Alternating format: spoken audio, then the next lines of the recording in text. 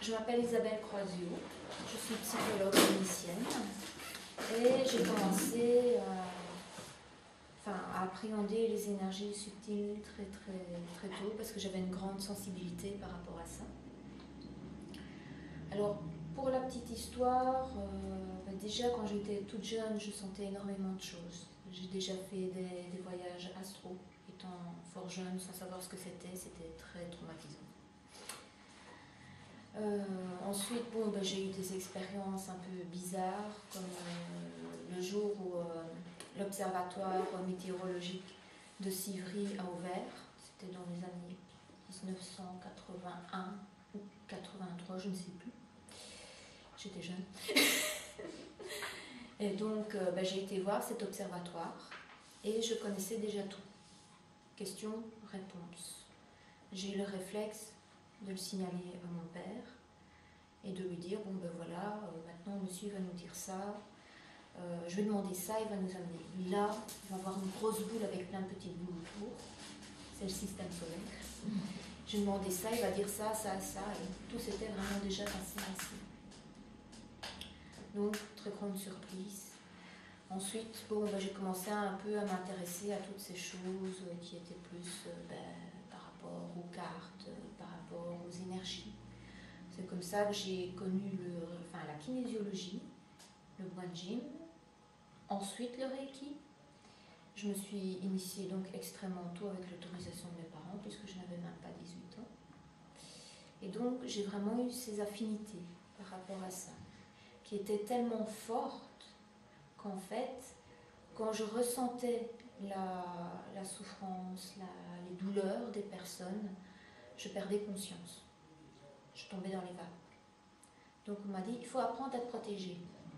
Ah, on sait se protéger, ok. Donc j'ai suivi plusieurs formations, notamment aussi la méthode Silva, Intuition et vous, où on apprenait un peu avec les chakras. Donc j'ai découvert un peu c'était quoi ces espèces de chakras et comment plus ou moins me protéger avec ça. Je continuais quand même à avoir des expériences lorsque j'étais en face de personnes relativement fortes, prenantes, au point que la douleur, par exemple, quelqu'un qui avait mal aux oreilles, la douleur n'est plus tout à fait la même. Là, c'était plus des picotements, là, c'est plus une chaleur pulsante. Et c'est comme ça que je percevais les différences par rapport à tout ça. Donc, en réalité, c'était encore fort prenant et pour me protéger par rapport à ça, c'était encore extrêmement difficile. Parfois, j'avais même des saignements de nez qui pouvaient se présenter. Donc, j'ai continué un peu à chercher, de voir comment me protéger, différentes techniques. Rien n'était vraiment très prégnant. Même avec le Reiki, on dit oui, mais t'es canal, tu ne prends rien. Mais c'est pas vrai. On se choque quand même des sensations. Parfois ça colle, parfois ça reste plusieurs jours. Donc c'était pas encore ça, sans compter que je remarquais que j'avais un problème au niveau de l'ancrage. Et je remarque ça chez énormément de personnes.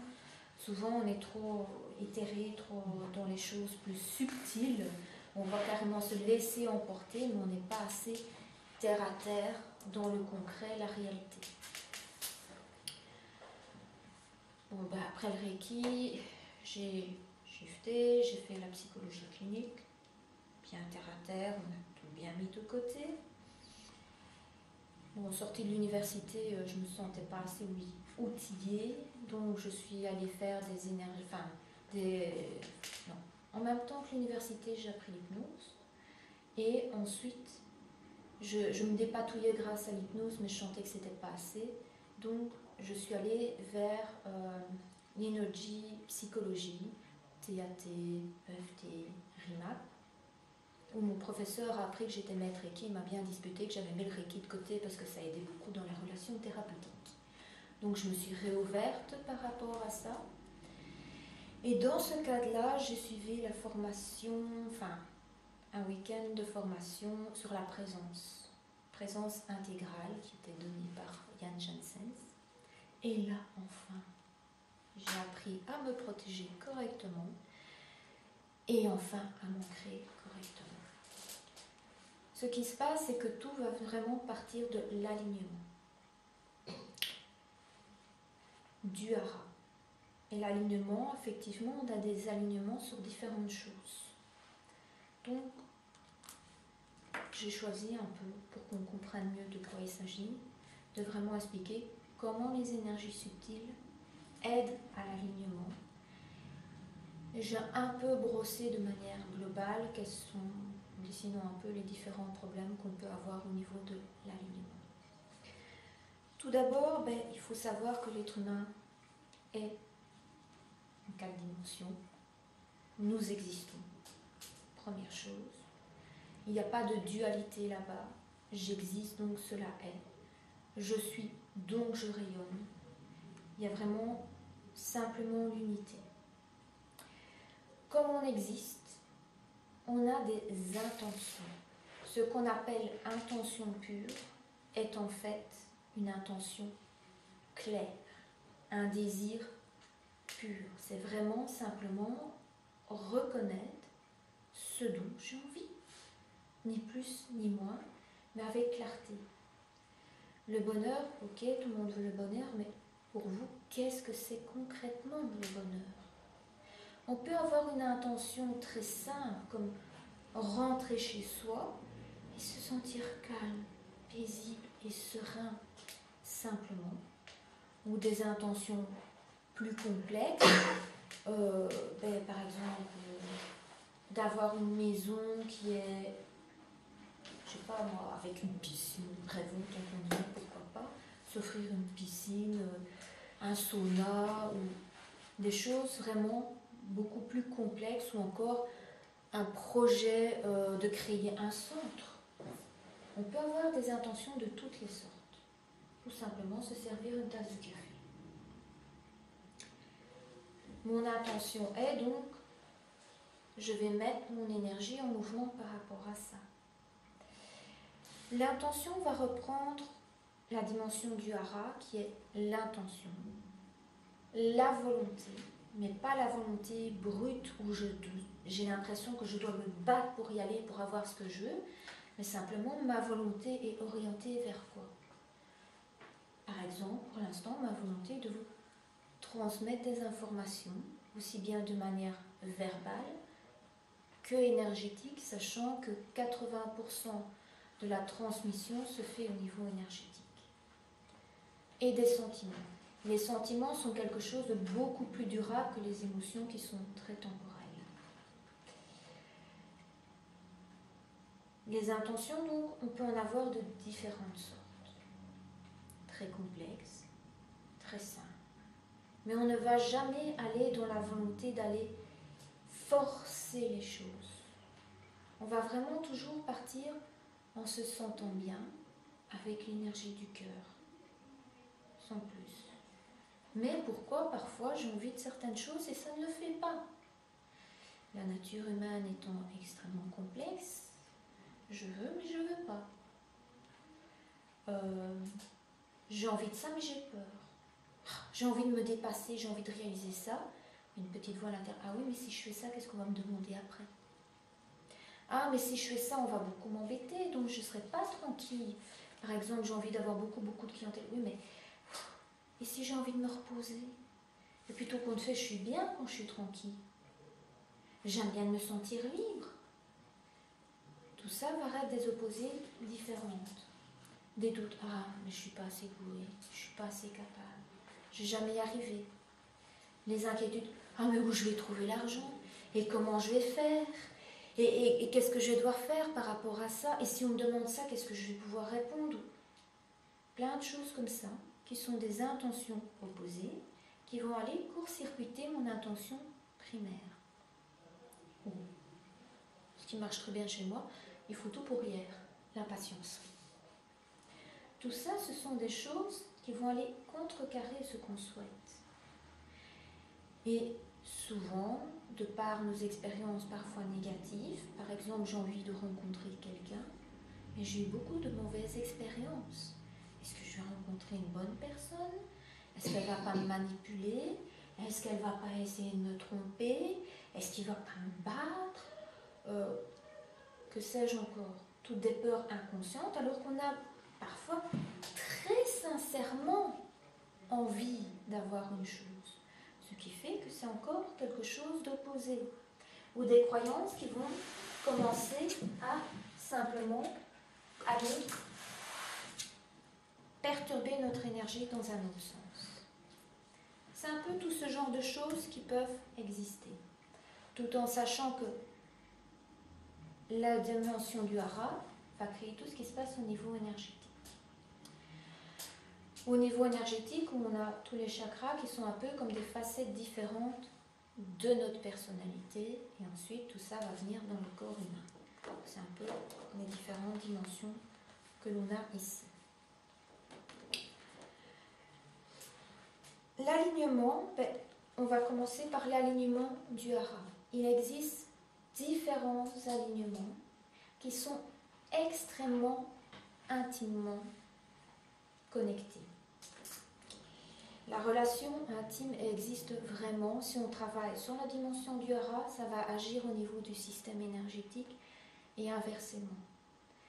Donc, très très souvent, pas systématiquement, mais extrêmement souvent, quand on a des pathologies à certains niveaux, par exemple, chose courante dans notre société au niveau du 3e chakra, relation de pouvoir, manipulation, etc., on va avoir notre canal d'énergie centrale qui va être endommagé avec le chakra et ça va se retrouver juste au-dessus du dentième, je vais expliquer les différents points, et de la connexion au ciel. Ce sera vraiment très très marqué d'un côté ou de l'autre.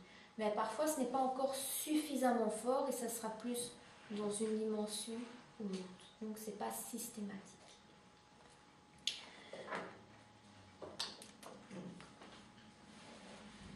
Au niveau, je vais finir d'expliquer par avant. Donc on a les chakras au niveau du système énergétique. Les chakras vont créer des souffles, vont être vraiment un peu comme des diapasons, des résonances pour atteindre les différentes fréquences des différents corps énergétiques. On stratifie ça, point de vue éducatif, pédagogique, en fait ce n'est qu'un corps éthérique, mais avec différentes fréquences qui est de plus en plus éthéré, qui vient vers le plus en plus dense. En fait, c'est les chakras supérieurs qui se densifient pour venir dans la matière. Et tant qu'on y est, au centre des chakras, il y a les cordes relationnelles. Comme ça, vous avez toutes les infos. Canal d'énergie centrale qui regroupe tous les chakras et qui va aller se diffuser dans les 72 000 chakras, canaux secondaires. On a ici le canal d'énergie centrale. Ce canal d'énergie centrale va aider à dispatcher l'énergie des différents chakras au cas où il y aurait des manques à certains niveaux. Ce n'est pas l'idéal, mais c'est ce qui fonctionne le mieux pour qu'on puisse encore agir. Je reviendrai à ça plus tard. Donc, on a la connexion au ciel, le siège de l'âme qui est entre le chakra du cœur et le chakra de la gorge. Généralement, plus ici, on a le point. Le dentième qui se situe à une largeur de 3 à 4 cm, largeur de doigt sous le nombril, et la connexion à la terre. L'alignement, c'est vraiment cela qui nous traverse comme si on tenait un fil de plomb au-dessus de la tête. C'est la totalité qui va nous permettre d'aller vers l'autonomie, le pouvoir intérieur, et nous permettre de nous équilibrer par rapport aux réactions que l'on a, les pensées, les actions et les émotions. Parce qu'il faut une grande fluidité par rapport à ça. Et le hara va nous diriger instantanément, vers le type de réaction qu'on doit avoir quand tout est parfaitement aligné. Cette dimension du hara est essentielle pour se protéger et pour pouvoir travailler avec tout ce qui est énergétique. Quand on est bien dans cette dimension, il n'y a rien de rien qui peut nous atteindre. On ne prend pas des autres. Si on a des petits phénomènes résiduels, c'est qu'on a un truc à travailler. Les 3/4 du temps, en prendre conscience, respirer dedans, ça part. Maintenant, si ça réveille un traumatisme que vous avez eu, ben, ça vous informe qu'il est temps d'aller travailler ce traumatisme, tout simplement. Mais on ne peut pas agir sur nous, on ne peut pas nous imposer quoi que ce soit. Et quand on s'est laissé, je vais dire, manipuler ou envahir par quelqu'un, ça nous aide à renforcer et à rappeler à nos chakras que sans notre autorisation, rien ne peut venir en nous. Le hara est une dimension où il n'y a que très peu de pensée. C'est vraiment la vacuité, le silence, qui nous permet d'avoir l'intuition et les idées qui viennent vers nous. Le silence ne veut pas dire rien du tout.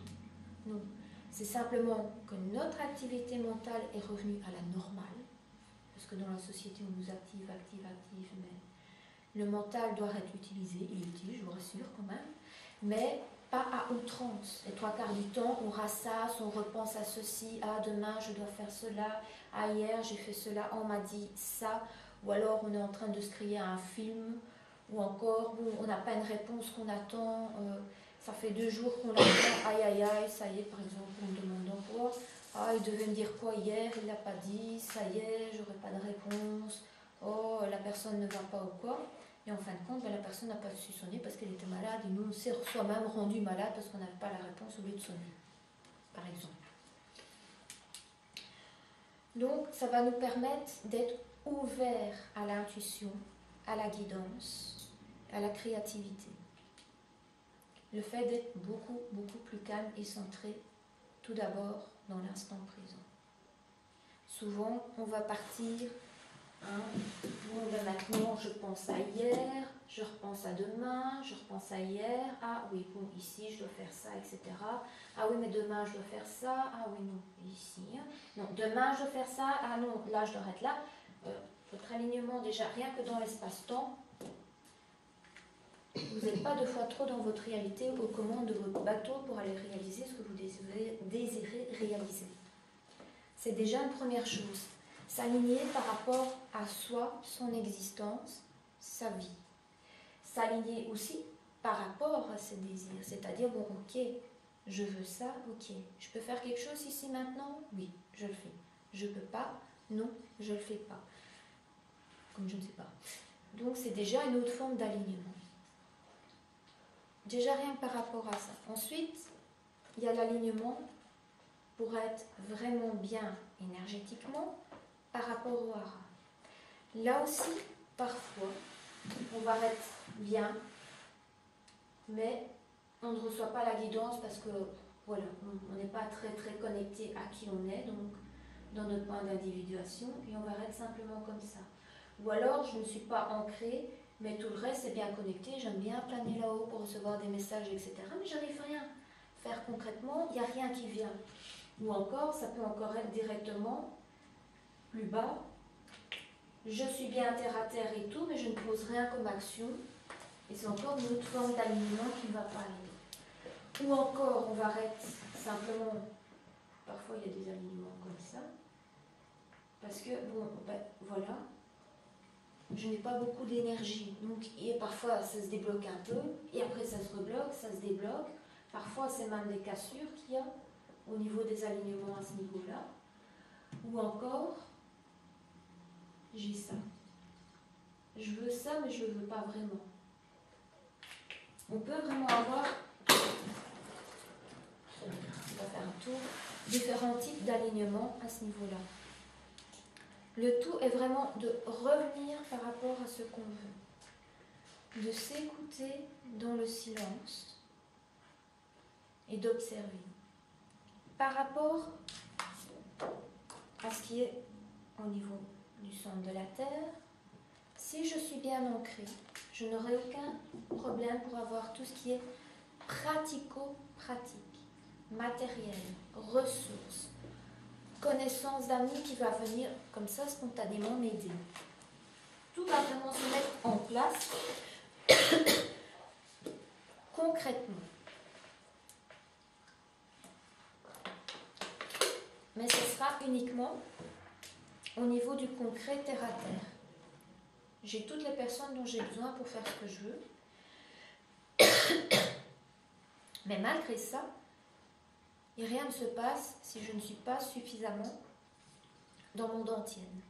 Le dantienne qui peut être trop rigide, trop flexible, trop en arrière, et du coup je ne vais pas aller oser poser l'acte, ou encore je vais mettre beaucoup trop d'énergie en avant pour y aller, et donc là non plus ça ne va pas le faire.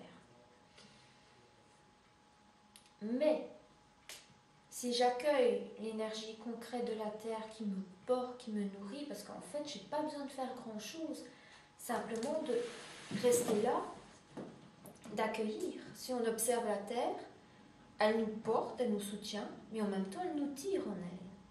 S'ancrer ne demande en réalité pas beaucoup d'efforts, et souvent on est là crispé, on doit, mais en faisant ça, on se coupe de l'énergie.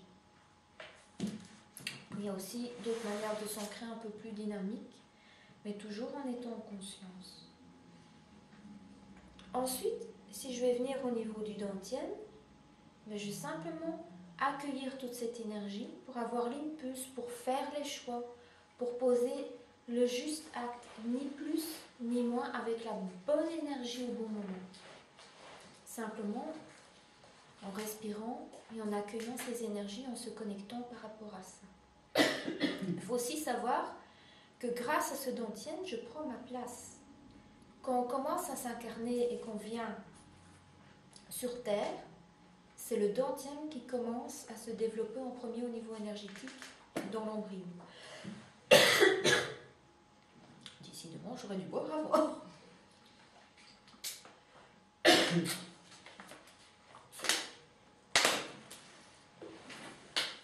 Une fois que je suis là, j'ai une force et une puissance inébranlables. Rien qu'en restant déjà là, je porte les émotions, je ne me laisse pas déporter, je suis super ancrée et j'ai vraiment toute la terre en fait qui va vraiment me porter et venir jusqu'ici pour y aller. Mais si je ne suis pas bien connectée avec les désirs et les rêves de mon âme, je vais courir dans n'importe quelle direction, faire 36 000 choses qui ne sont parfois pas nécessaires. Et encore pire, je peux aussi courir après 36 000 choses qui me plaisent, mais je vais avoir des pertes d'énergie. Pourquoi ? Parce que je ne vais pas dans la bonne direction. Là, je dois monter jusqu'au siège de l'âme qui va être un peu comme mon baromètre. Ah, je fais ça, ça me donne de la joie, ça c'est ok. C'est un bon signe. Je vais par exemple avoir 2 maisons identiques et je ne sais pas laquelle choisir. Je vais vraiment aller dans mon siège de l'âme, devant la maison, et il y en a une où je ne vais pas raisonner et l'autre où je vais sentir ok, c'est celle-là qui me convient. Donc mon siège de l'âme va m'offrir tout ce qui est en relation avec mes rêves, ma joie, le plaisir, les désirs de mon âme. Tout ce qui va me permettre de me réaliser, de me mettre du baume au cœur, qui va me donner le sens, ok, le sens simplement de la vie, le sens qui va me donner de la joie, parce que là au moins, je suis là pour une bonne raison. Hein, c'est pas simplement comme ça, un accident, non. Je suis venue sur Terre, j'ai une raison, j'ai un but, j'ai un objectif, ça a du sens pour moi. Donc, on va vraiment trouver toutes ces informations-là, y compris avec notre frustration. J'ai envie de faire ça, mais je n'arrive pas. Et toutes les blessures de notre âme aussi, des échecs qu'on a vécus, qu'on n'a pas su intégrer, des vies antérieures aussi, des blessures avec Pierre-Paul ou Jacques, où on s'attendait à quelque chose et puis voilà. Tout ça va se retrouver là. Ça devient déjà intéressant, mais mon âme, elle n'est pas 2 fois trop nourrie. Là, elle est soutenue, mais elle n'est pas nourrie. Qu'est-ce qui va la nourrir ? C'est mon point d'individuation, la connexion au ciel, qui va me donner l'amour, la lumière, l'éducation, la spiritualité, mon plus haut potentiel de réalisation, qui va vraiment me guider, me donner l'amour et toute la nourriture dont mon âme a besoin pour elle-même grandir, s'épanouir. Et là, mon âme peut communiquer grâce à l'axe central avec les autres éléments qui relient les différents points pour aller vers la concrétisation de ce que je veux. Donc, il faut faut déjà des intentions claires à ce niveau-là. Toutes les intentions que je vais mettre là vont pouvoir aller vers la réalisation. Intention positive, intention négative, comme j'ai dit, avec l'inquiétude, les doutes, l'impatience, c'est une addition qui va se faire. Si mon intention de base positive, je vais dire, est plus forte, ça va se faire avec du retard si j'ai des intentions négatives tout de suite, si je n'ai pas d'intention négative. Ou alors elle ne va carrément pas le faire si mes peurs, mes doutes, etc. sont trop intenses. C'est pour ça qu'il faut vraiment aller vers soi, vers plus de clarté par rapport à ça. Au niveau de la protection, je suis moi par rapport à moi. Quand je suis dans le hara, je suis vraiment moi. Pas en lien avec les autres, mais en lien avec mon soi supérieur qui va vraiment me protéger. Du coup, il n'y a rien de tout ça qui va passer. L'intention, la dimension d'intention du hara est comme un tsunami. Il n'y a rien qui peut passer. C'est une force, quand on l'a demandé, on l'a demandé. Il y a tout qui déménage avec. Et on ne sait pas nier, non, c'est là, on ne sait pas faire autrement, on va secouer dans tous les sens une fois qu'on va mettre ça en branle. Donc il est essentiel de savoir clairement, ok, je m'engage là-dedans, parce que ça va un peu secouer tout le fond de la vase par rapport à tout ce qu'on doit travailler en nous. Pour acquérir de plus en plus ce pouvoir, cette capacité d'agir dans notre vie de tous les jours, qui va avec les responsabilités. Si avant je faisais un peu du n'importe quoi, parce que j'avais des trucs comme ça, une fois que j'ai quelque chose qui est comme ça, c'est comme ça. Ça passe directement. Ça ne met pas des années avant qu'on voie les conséquences de ce qu'on fait ou de ce qu'on demande. Il faut déjà alors pouvoir l'assurer, l'assumer, et toutes les petites peurs, toutes les petites blessures, on va nous les remettre sous notre nez pour qu'on les travaille.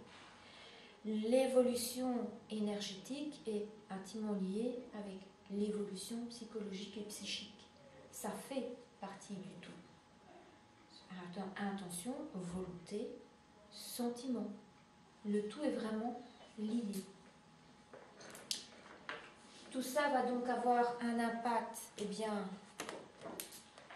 sur notre système énergétique, nos chakras, nos différents aspects de notre personnalité. Je vais faire un peu passer les deux côtés.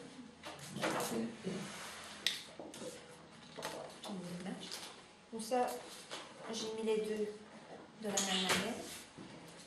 On voit que tout est vraiment traversé. Et donc, si on va avoir un problème, comme j'avais dit plus tôt, au niveau du 3e chakra, ça va directement se remontrer au niveau de l'axe central et du canal d'énergie centrale. C'est ça que, quand on a le bon alignement, les choses se mettent directement en place, mais il faut vraiment être présent, être aux commandes par rapport à ça. Et la vie ne va vraiment pas tarder. Quand on travaille au niveau du hara, généralement pour intégrer une intention ou des changements à ce niveau-là, ça met, pour intégrer pleinement, en 3 semaines et 6 mois. Souvent, quand je fais des soins énergétiques chez moi, il y a déjà des réponses dans l'après-midi, voire dans les 2 jours, tellement que ça va vite. Quand on va travailler sur les chakras ou sur le système énergétique pour intégrer pleinement, ça peut prendre plusieurs semaines. Mais il y a aussi des corrections émotionnelles qui sont la chose la plus évoluée qui va nous aider pour créer des changements par rapport à des problèmes même de phobie ou des prises de conscience pour attirer certaines choses qu'on désire. Les changements sont parfois instantanés. Donc, comme j'ai dit, le canal d'énergie centrale va reprendre le tout et permettre de rééquilibrer les différents chakras. Ça va beaucoup aussi nous aider par rapport à mettre nos limites. Cet alignement-là va encore nous recadrer par rapport à qui on est. Notre canal d'énergie centrale va être plein de coups et de bosses, par exemple, si on fait des choses qu'on n'a pas envie de faire. si on dit oui pour faire plaisir. Et pourtant, c'est aussi ce canal d'énergie centrale qui va nous aider à intégrer les émotions. Hein? Donc je rappelais la différence, un sentiment est quelque chose de beaucoup plus stable, profond, qui dure sur le long terme. Une émotion, c'est un système d'alarme qui va venir nous dire qu'il y a quelque chose et puis ça change. Les émotions ont besoin d'être fluides, de bouger en permanence. Il faut vraiment dans tout le système énergétique beaucoup de fluidité. Tout comme dans l'alignement. Bon, si je suis comme ça, l'alignement va garder mes chakras ou quoi, mais il va pouvoir bouger d'un moment à l'autre. La rigidité est vraiment un signe, tout comme les problèmes articulatoires, souvent, qu'il n'y a pas assez de fluidité au niveau des émotions, de passer d'une émotion à l'autre. Être trop rigide n'est pas bon. Même si par exemple on est végétarien, être végétarien strict, c'est pas bon. Parfois il faut pouvoir manger, je sais pas moi, un peu de poulet, un œuf ou quoi, c'est pas une fois qu'il va créer un problème, mais parfois le corps en a besoin. C'est vraiment l'écoute, il ne faut pas aller dans la rigidité pour quoi que ce soit. Toujours accueillir la fluidité. Et donc, le canal d'énergie centrale comprend Sushumna, Ida et Ingala. Ça, c'est les énergies plus yin, plus yang. C'est des qualités vibratoires qui sont différentes, qualités énergétiques différentes. Et comme je dis, pour que l'énergie puisse correctement circuler, effectivement, il faut que ça soit fluide. Il faut que le canal d'énergie centrale soit suffisamment flexible pour laisser passer les énergies. Au niveau des chakras, les chakras, si vous retournez la page, vous allez voir, sont vraiment un peu comme des entonnoirs, devant et derrière. Tout ce qui est devant va être plus par rapport à l'aspect sensitif et tout ce qui est derrière est plus par rapport à la volonté. Les chakras ont, de manière très très synthétique, 4 dimensions également. On peut les mettre dans un sens ou dans un autre. Là, je vais faire plus de profondeur par rapport à l'entonnoir. Mais si on va par rapport à la grandeur de la dimension, c'est dans le sens inverse. On a le noyau divin. Là, il n'y a pas de problème. On est vraiment dans l'être dont j'avais parlé avant, où le temps n'existe pas. On a l'esprit qui est l'être en mouvement. C'est le ki, c'est le prana, c'est le nom que vous allez donner par rapport à ça. C'est l'énergie en mouvement. Ensuite, on commence à avoir des petites pathologies. C'est là, de vie en vie, d'expérience en expérience. L'âme qui aussi, par rapport à tout ce côté social, parfois on a des disputes. On a déjà des expériences négatives dont notre âme se souvient avec certaines personnes, par exemple, qui nous ont tués dans une vie passée. Si on la recroise dans cette vie-ci, on est déjà plus en retrait. On ne va pas tellement laisser le noyau divin pouvoir s'exprimer par rapport à ça. Et où ce qu'il y a le plus de problèmes, c'est au niveau de la personnalité, où on travaille en permanence sur nous. Les peurs, les angoisses, l'ego, l'humilité, la honte, la culpabilité, un peu toutes les expériences qu'on vit en tant qu'être humain. Personne n'est parfait, je ne suis pas parfaite, moi aussi je travaille encore sur moi, et donc c'est un aspect où on va vraiment avoir beaucoup de choses à nettoyer. Plus on va rester dans ce travail au niveau énergétique, en prenant le temps de rentrer en profondeur, plus on va pouvoir consolider et travailler les différents aspects des chakras. Ça nous arrive tous d'avoir des pensées négatives à certains moments de la journée.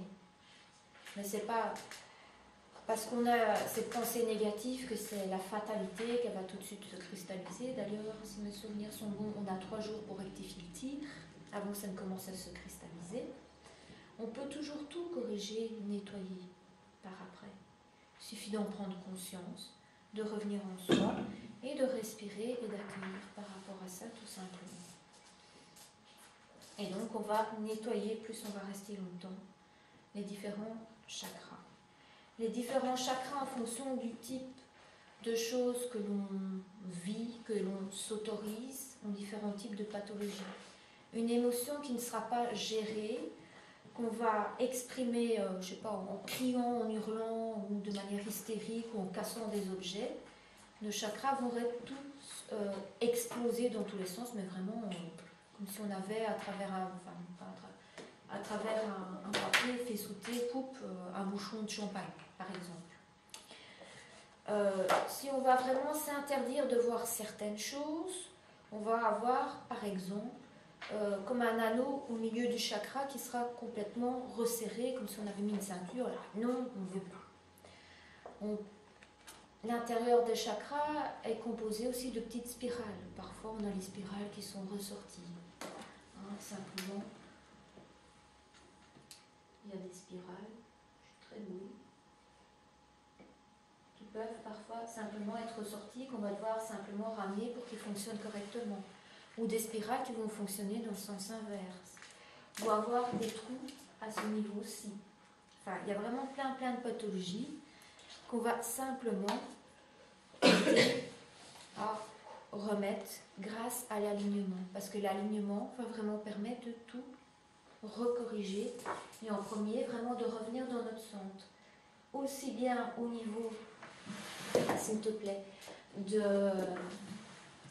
Comment je vais dire, de l'axe central que du canal d'énergie centrale qui va reprendre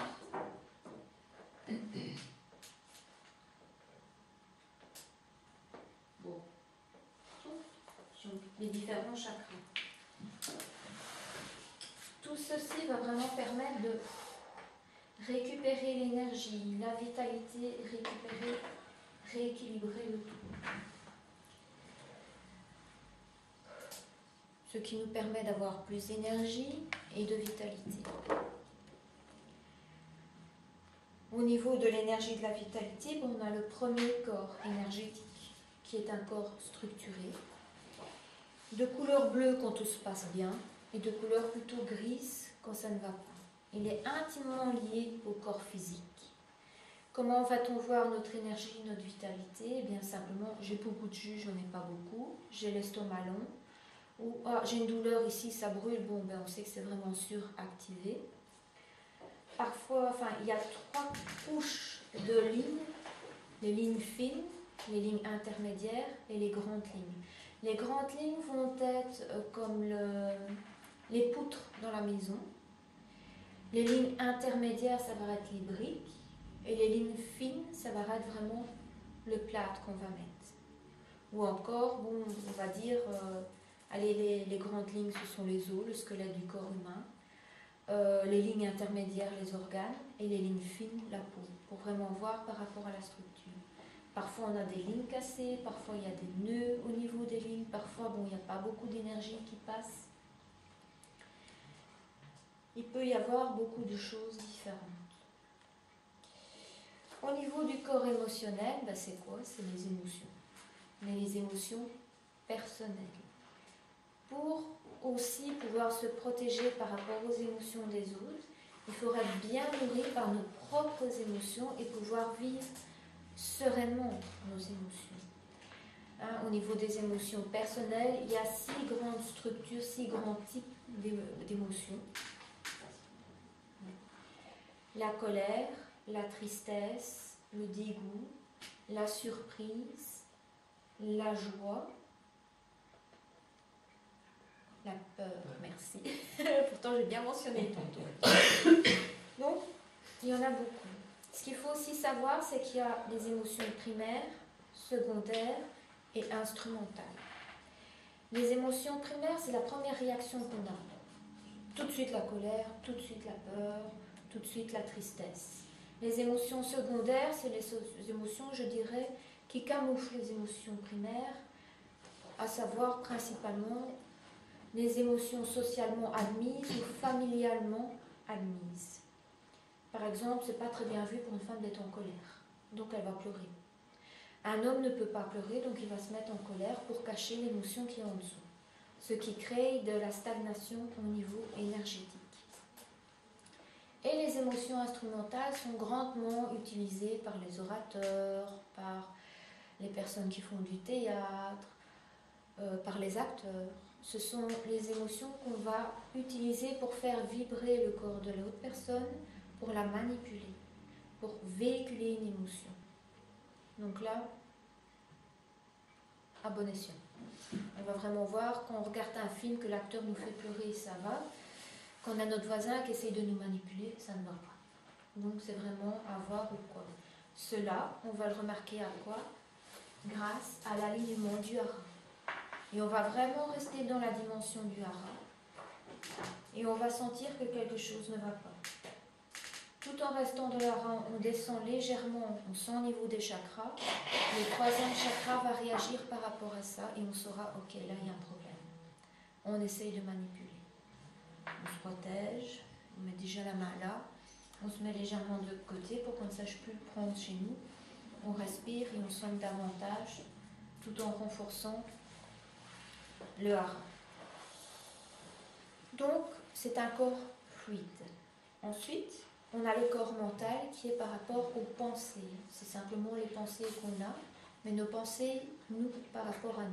Je ne vais pas dire individuelles, mais nous par rapport à nous, simplement. C'est-à-dire, pas les croyances qu'on a par rapport aux autres. Mais le carrousel mental, ou quand on se discute avec soi-même, etc., on va tout retrouver au niveau du corps mental, qui est lui aussi un corps structuré avec 3 structures de lignes, comme le premier corps. Ces 3 premiers corps vont être par rapport à notre aspect individuel. Plus on a conscience de ça, plus on est au clair de nous par rapport à nous, notre propre connaissance, comment je me sens dans mon corps, comment je me sens dans mes émotions et comment je me sens dans mes pensées. Déjà, rien qu'avec ça, je peux aller loin dans ma connaissance personnelle pour faire la différence entre moi et l'autre et surtout pour quand je veux quelque chose, m'aligner par rapport à quelque chose, voir qu'est-ce que moi je dois travailler sur moi par rapport à ce que je désire. Si je vais vraiment observer mon centrage dans ces 3 premiers corps, je vais voir si je suis en harmonie ou pas par rapport à ce que je désire. Je vais déjà pressentir même au niveau de mes chakras, comment sont mes chakras quand je m'aligne sur ce que je désire. Simplement, je prends l'intention, voilà, je veux une voiture verte, comment je me sens dans mon chakra, quelles sont mes pensées, mes émotions, comment je me sens dans mon cœur, dans mon corps, par rapport à cette idée. Là, je vois déjà ce que je dois travailler. Et si je vais aller voir et observer énergétiquement, je peux aussi sentir comment mes différents chakras vont résonner par rapport à ce que je veux. Tout ça fait partie de ma co-création, de mon alignement pour me diriger mes énergies, mes intentions vers ce que je veux manifester chez moi. Que ce soit un objet, que ce soit une relation, que ce soit un travail, peu importe. C'est la même chose pour tout. Je vais vraiment pouvoir observer ça et ok, je dois travailler ça. Déjà, à partir du moment où je suis conscient de ce qui se passe, je peux agir. Ou sinon, je suis dans l'automatisme et je n'ai pas de pouvoir d'action, c'est pas moi qui commande. Là, je prends la barre de mon bateau, je prends le volant de ma voiture pour rouler vers où je veux. Au niveau individuel. Une fois que ça c'est clair, je peux commencer à voir au niveau astral, à savoir le niveau social, tout ce qui est en lien avec l'autre. Les relations avec les personnes, les pensées par rapport aux personnes, les croyances par rapport aux personnes, les vies passées et tout ce qui est vraiment aussi au niveau chamanique. Une partie de l'âme, ce n'est pas l'entièreté de l'âme, c'est une partie de l'âme qui est aussi marquée à ce niveau-là et dans les différentes dimensions chamaniques. À savoir que dans cette dimension, il y a le bon comme le mauvais. Quand on reçoit des infos là, il peut aussi y avoir des erreurs. C'est souvent les ancêtres qu'on va retrouver à ce niveau-là, nos vies passées, le côté transgénérationnel, des constellations familiales, quand on travaille à ce niveau-là. C'est là qu'il y a les fées aussi, les devins de la nature, etc., etc. Donc, je vais déjà voir tout ce qui se passe au niveau social à ce niveau-là. C'est l'identité sociale, entre autres, et là, l'identité individuelle par rapport à rien que l'individu. Ensuite, je vais me diriger vers l'identité spirituelle. À partir partir du 5e corps, là, on va avoir accès aux guides, aux anges, aux aides de lumière qui vont nous aider. On a le gabarit éthérique qui est un peu comme la photo du négatif du corps éthérique. Souvent, quand il y a des opérations chirurgicales, c'est là qu'on va les travailler, dans ces deux corps. Et en même temps, c'est là aussi qu'on va travailler pour augmenter la confiance en soi et le sentiment de sécurité. C'est une dimension qui est extrêmement subtile et extrêmement présente. Vraiment avec la fluidité d'un horloger suisse. C'est là qu'il y a toutes les synchronicités. C'est là qu'on va voir qu'il y a une très très belle harmonie, un peu comme si on est dans les cuisines sur le temps de midi, quand il y a vraiment l'affluence, et que tous les plats et tout vient en temps et en heure comme ça, sans qu'on ait besoin de se parler. Tous les potentiels sont là avant de descendre dans le corps astral et de venir dans les corps inférieurs. Les créations se font vraiment dans ce sens-ci. Donc, il faut un corps astral suffisamment stable. D'autant plus que le corps astral doit être fort et stable quand on a quand on travaille avec le relationnel, avec beaucoup de monde autour de soi, quand on est vraiment dans un domaine public. Et pour faciliter le passage à ces niveaux-là. Comme je l'ai dit, le corps astral, pour en revenir un peu, les émotions qui sont là sont plus de l'ordre de la honte, l'humilité, la culpabilité, la jalousie, l'envie, etc. Pour aider ça, on va vraiment travailler le fitness émotionnel, en fait. Donc, le corps astral qui est vraiment quelque chose de très très puissant et présent. Quand on va être dans ce corps-là, par moments on va être un peu figé comme ça et on sent qu'on n'arrive pas à bouger la main tellement qu'il y a de l'énergie présente et tellement que ça travaille. C'est dans ce corps-là qu'on va faire la chirurgie spirituelle.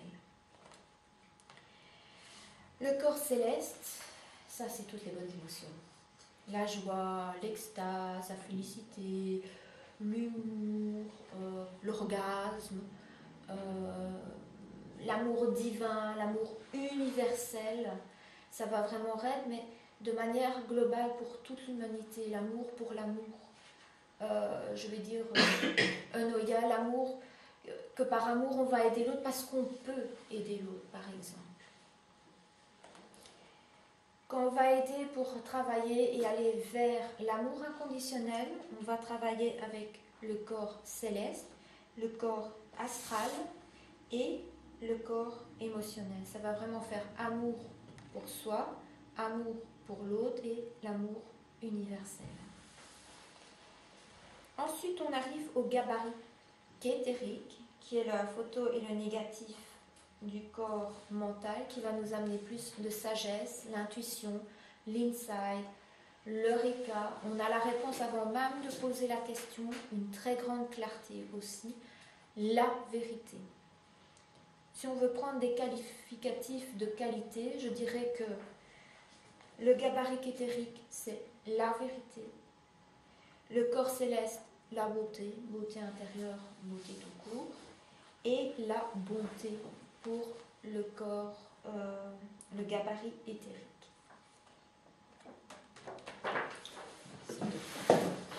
Pour amener plus de clarté, on va vraiment travailler sur les 7e et 3e corps. Alors,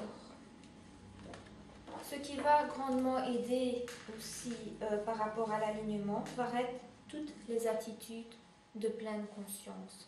L'ouverture d'esprit, l'esprit du débutant, la confiance, le lâcher-prise, rester vraiment pas trop d'émotions ni trop peu, mais je n'arriverai jamais à un petit truc. Bon, tant pis, c'est pas mis dans ce mot-là. L'équanimité. L'équanimité. Merci. Merci. Voilà, vraiment rester comme ça, sans jugement, sauver. La curiosité, accepter les choses. Quand on refuse ce qui se présente, on bloque parce qu'on met vraiment la main dessus.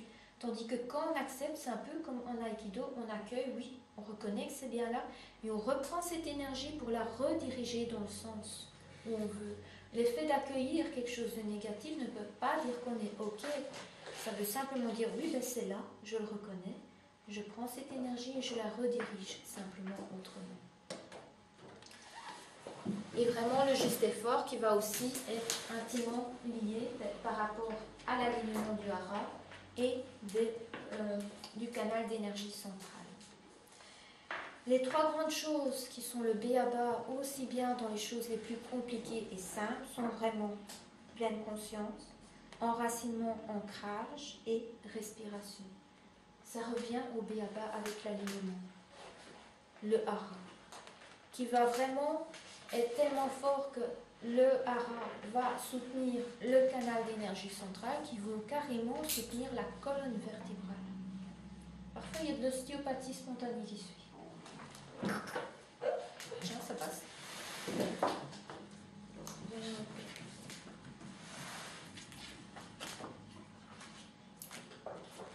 Je vais peut-être déjà demander, avec tout ce que je viens de raconter, s'il y a des questions. Comment travailler? Donc, quand tu dis qu'on travaille nos corps, comment faire pour travailler ces corps? Alors, il y a différentes méthodes. Ici, bon, je vais tantôt proposer un petit alignement par rapport à ça. Bon, je vais déjà montrer, quand je ferai un exercice, j'associerai le hara avec, en fonction du temps, les chakras, canal d'énergie centrale et le centrage avec les trois premiers corps. Le processus est toujours simple, je viens de le dire, alignement. On reconnaît, on accueille, on respire, on observe simplement. Souvent, on a tendance à croire que c'est beaucoup de choses, mais si tu as vu les photos, enfin les dessins plutôt, avec les différents corps énergétiques, ça nous traverse complètement. Ça va vraiment, par exemple, pour le corps éthérique, aller jusqu'à maximum 3 cm. Moi, je ne suis pas très douée, je crois qu'il vient jusque là. Je dirais que ça fait un petit centimètre chez moi, ça va. Si je vais faire du sport, ça va être 3 cm. Parce que j'aurais bien activé. C'est déjà une manière, en fait. En conscience, on va aller faire du sport, on va activer notre premier corps. On va frotter énergétiquement, on va activer le premier corps, ça chauffe bien. Le premier corps physique, quoi, tu parles. Le premier corps, c'est le corps vital éthérique. Tu as ton corps physique, mais tout ça va chaque fois traverser ton corps. Donc ça va aller de là. Voilà, alors en fait, maintenant il est là à là. Bon, c'est tout ça, y compris à l'intérieur de tes os, qui est le premier corps. Au niveau du corps émotionnel, on va le repérer plus ou moins ici, jusque là. C'est toutes les émotions qui me traversent. Bon. Ok. Et le corps, chaque fois c'est de plus en plus loin, mais chaque fois ça va traverser le corps. Donc comme j'ai dit, je vais frotter énergétiquement, je vais activer mon premier corps. Je vais frotter avec douceur, je vais activer mon deuxième corps en prenant vraiment le temps d'aller vers la douceur. Ça va vraiment activer le deuxième corps. C'est une des portes d'entrée, il y en a plusieurs. Je vais plus brosser comme ça, avec l'intention de brosser le corps mental. Le corps mental est un corps extrêmement facilement activé. Rien que comme ça, ça va le faire. 3 x 3, tu vois, il est bien activé. C'est aussi simple que ça. Maintenant, c'est vrai qu'il y a des exercices.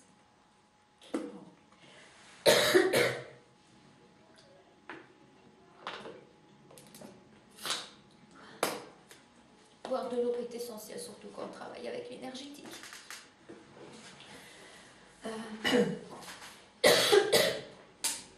Réfléchir va activer automatiquement.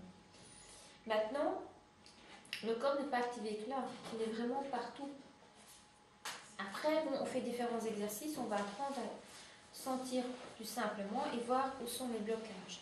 On peut simplement avoir l'intention de respirer dans le troisième corps. Tout part avec l'intention, d'office ça va se faire. On peut aussi prendre le troisième chakra comme résonance, comme diapason, pour pouvoir aussi aller travailler énergétiquement dans les différents corps. C'est toutes des possibilités. Et les 3 derniers corps? Alors, les 3 derniers corps, là, tu travailles. Hein. Il faut énormément de respiration et d'énergie pour pouvoir travailler d'autres. Et les 3 derniers corps, ça va être le chakra de la gorge, 3e œil, et 7e chakra. Souvent, c'est ce chakra qu'on va, à la fin des soins énergétiques, fermer pour aider à intégrer et bien montrer la différence. Moi, je suis chez moi, toi, tu es chez toi. Et ne pas prendre, quand on fait un soin énergétique, en fait, avec quelqu'un, nos chakras vont vraiment se lier et il va voir, de 1, le phénomène. Toi en résonance, ton patient, à vous deux, tu as ton hara, tu as l'hara du patient, tu as le hara au milieu. Si vous êtes 3, il y a le hara de groupe vraiment par rapport à tout, des 2 thérapeutes. Et le 3e, le hara de groupe par rapport à ça. Donc, tu as ton patient, tu as toi. Vous êtes en fait 2 patients à recevoir de l'énergie quand on fait les soins et les guides qui viennent. Rappelle-moi ta question. Mais comment activer les 3e donc, corps ce que je vais dire, donc, je vais refinir par rapport à ce que j'expliquais. Quand je ferme la bulle et que je me ferme, ma bulle, c'est pour bien scinder. Pourquoi? Il y a une espèce de fusion qui se fait dans le corps astral par rapport aux soins. Et si tu ne veux pas te retrouver avec l'énergie de ton patient et continuer à le porter, il faut bien différencier les deux. Même quand je travaille en psycho, je remarque ça, je dois souvent respirer dans mon canal d'énergie centrale et je dois vraiment scinder mon champ énergétique par rapport à celui de l'autre. Parce que parfois, je me retrouve à penser comme mes patients. Je me dis, ça, c'est pas moi qui pense. Ah oui, j'ai oublié de me nettoyer énergétiquement. Donc, pour activer le 3e corps, c'est simplement, réfléchir par rapport à ça. C'est une manière, tu es activé, tu respires dedans, ou simplement, on fait l'exercice et on respire dedans. Je vais proposer une petite pratique pour que tu vois je vais faire l'exercice. Tu vas voir. Oui, tu dis, par exemple, tu vas activer ton corps énergétique, mais les 3 autres corps, tu les actives via les chakras.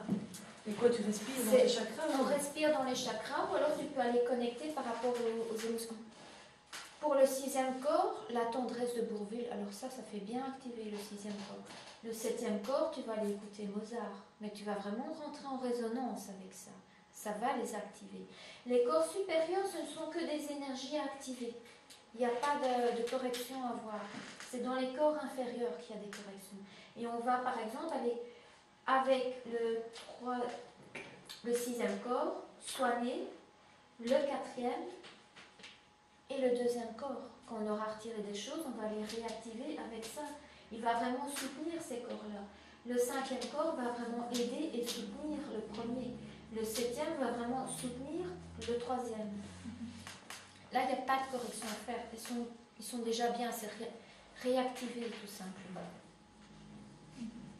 Bon, sinon, pour le reste, ça, c'est aussi ce que je vais donner dans le cadre des formations où je commence avec les chakras. Maintenant, si tu vas aller faire un cours aussi poussé, c'est l'école de Yann, où je suis accompagnatrice, où on va vraiment chaque année aller travailler différents corps. Justement, c'est cette année qu'on va aller faire les 3 corps supérieurs avec les pathologies au niveau des chakras. On explique comment activer ces corps. On travaille ça, mais bon, c'est un travail, comme je dis, grande responsabilité. Il y a des rapports, il y a des feedbacks à faire. Il y a une thérapie personnelle à suivre parce que ça secoue vraiment. C'est 20 jours de cours. Il y a des blocs aussi de 3-4 jours et des cours individuels. Il y a vraiment un suivi qui est accompagné par rapport à ça. Plus tu vas rentrer en profondeur dans ce type de travail, plus ces choses sont vraiment soulevées. Il faut un suivi. Ou sinon, tu risques de péter un câble.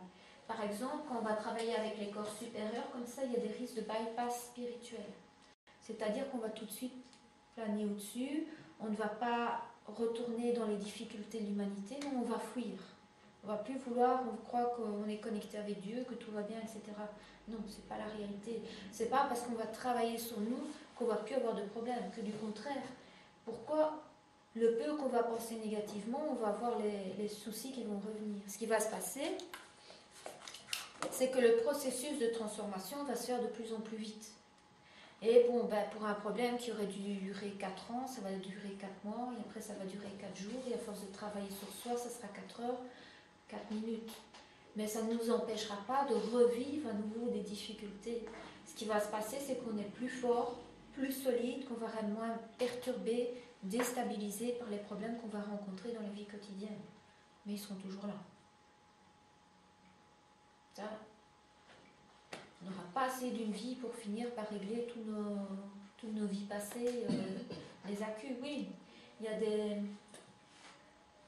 On a un soin énergétique, on peut nettoyer un problème karmique récurrent, une capsule karmique qui va reprendre plusieurs vies où on travaille le même problème et pouvoir le retirer. Mais quand on vient s'incarner, par exemple, par rapport à un problème d'abandon principalement, ben, tu vas retirer les couches d'oignons, mais tu vas repasser ça plusieurs fois. Mais si tu auras pris 4 ans, ben après tu reprendras plus de 4 mois, 4 semaines, 4 heures, etc. Ça va aller de plus en plus vite, mais tu vas être à nouveau confronté à ça.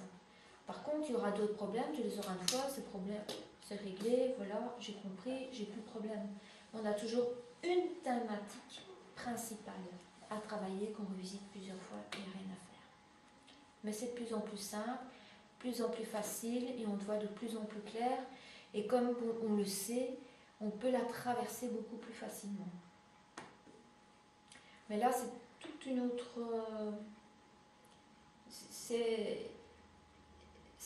pour apprendre à travailler énergétiquement, mais pour dire de faire des soins énergétiques dans les corps supérieurs, là, il faut beaucoup plus d'entraînement.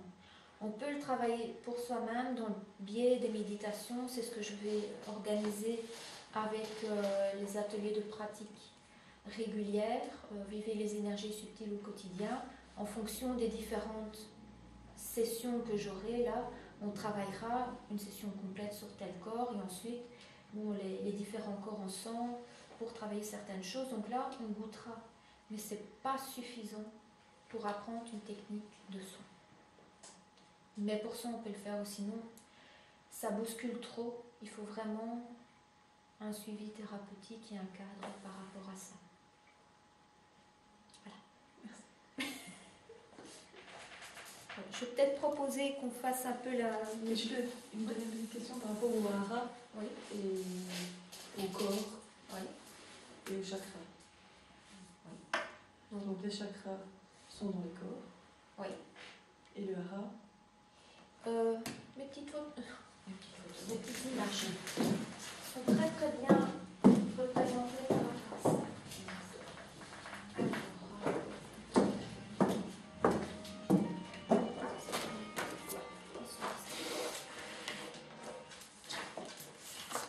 Alors, ici tu les as séparément.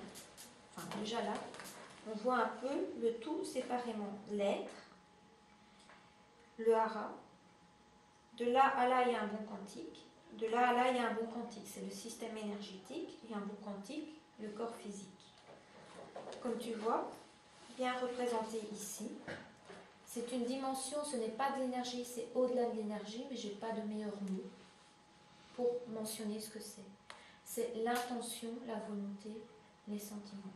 Je vais essayer, je vais essayer, je vais vraiment avoir quelque chose au niveau de l'intention, je vais essayer. Je fais, c'est vraiment un hymne, je fais.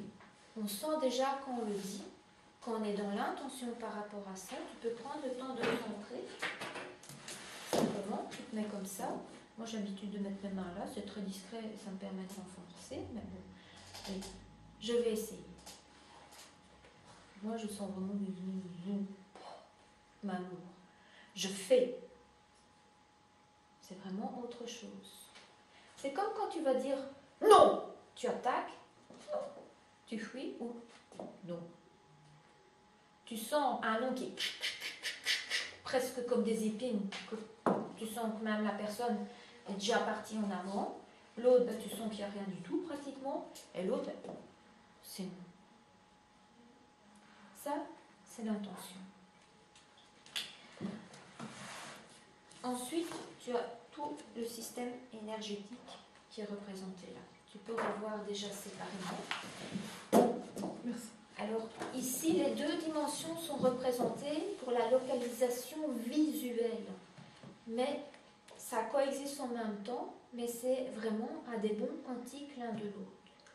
Physiquement, pour moi, le canal d'énergie centrale, je peux plus facile parce que je suis plus là.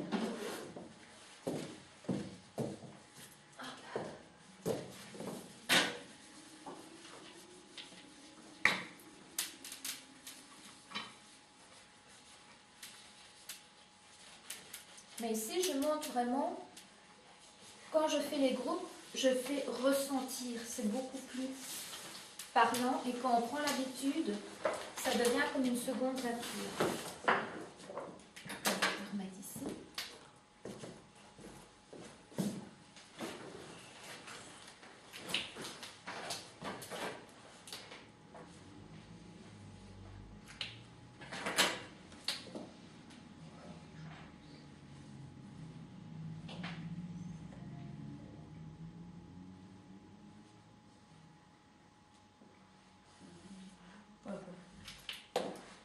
J'ai aucune idée de comment on va présenter, rigolo. On a le canal d'énergie centrale. Pour moi, le hara est au milieu, c'est comme ça que je le sens, que je le vis. Et c'est le canal d'énergie centrale est juste devant la colonne vertébrale. Je n'ai pas tout dessiné. Mais voilà. Physiquement, c'est comme ça que je les sens. Tu vas avoir le dentier, ton collier, qui va être devant la troisième lombaire. Et bon, ben, un peu le siège de l'âme, il fait plus ou moins 3 cm de diamètre. Le siège de l'âme est beaucoup, beaucoup plus grand. Il va vraiment arriver le chakra de la gorge au-dessus et le chakra du cœur en dessous. Vraiment entre. Et son rayonnement dépasse parfois même le chakra de la gorge en fonction de s'il est ouvert ou s'il est fermé. Oui. Il y a aussi des pathologies, c'est pour ça qu'on travaille aussi au niveau du hara. Hein, parfois il va être collé en arrière, il va pas, parce qu'on n'ose pas prendre notre place dans la vie, ou alors complètement comprimé. Tantôt j'ai expliqué rigide, carré, parfois il n'y a pratiquement pas d'énergie, parfois bon, je perçois un centre au niveau du dentier, mais parfois bon, il n'est pas bien, pas vraiment mis au centre. Parfois, il y a des bosses, il y a des creux. Enfin, il y a différents types de pathologies, tout comme la connexion au ciel, l'axe central, comme j'ai montré les différentes choses, pour vraiment permettre de recirculer correctement. Ça va? Tout va mieux? Ok. Alors, tant qu'on y est, puisque tu avais la question, les chakras aussi existent dans les différents corps. Donc, tu as 7 fois 7 chakras, si tu veux. Ça en fait 72. Et c'est vraiment dans les différentes dimensions. Ici, on le voit vraiment quand tu regardes de plus près. Bon. Ben, on va faire un peu de pratique. Et si vous avez encore des questions, je referai un peu après. Et si vous voulez échanger par rapport à la pratique, au petit exercice que j'ai donné, vous pourrez aussi poser les questions. Alors... les 2 pieds à plat sur le sol. Donc je vais Je faisais le bon, hein. Ben, rigole pas, généralement quand je fais expérimenter dans les groupes, ça permet, parfois on médite debout et ça permet de faire prendre conscience de l'axe central, quand on est bien dedans ou pas. On fait des exercices aussi pratiques comme ça. Ici, on n'est pas si poussé, donc on collera. Je ne vais pas vous faire rester debout. Quelqu'un de courageux. Avec l'énergie du jour. Bon. Donc, j'avais dit le centrage, un petit peu les corps, la respiration. Non, ce que j'avais proposé de faire comme méditation. Enfin bon, bref, on verra. Et voilà. Commencez simplement par sentir vos pieds en contact avec le sol. Sentir si vous posez plus les talons, les orteils, l'extérieur, l'intérieur.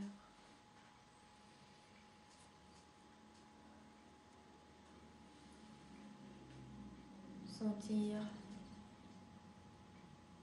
la chaleur de votre connexion avec la Terre. Sentir son soutien, son énergie, sa douceur. Sentez comme elle vous porte et comment vous pouvez accueillir ce soutien.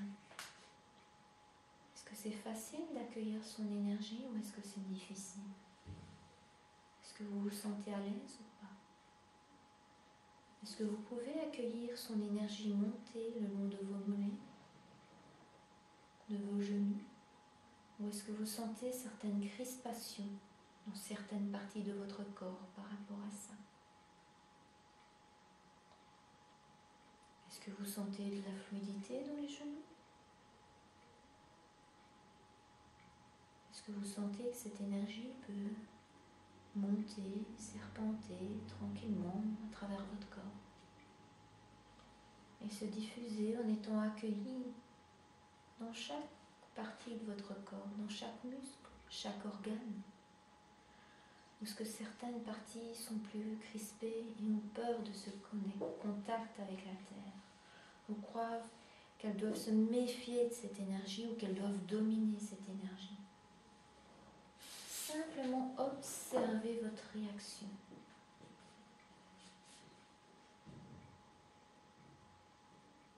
Votre lien à la Terre. Votre place. Car chacun a sa place. Il n'y a pas besoin de lutter ni quoi que ce soit, elle est naturellement là.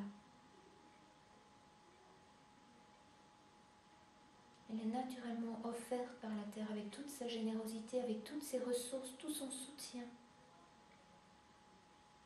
Et nous sommes bien peu de choses face à cette planète.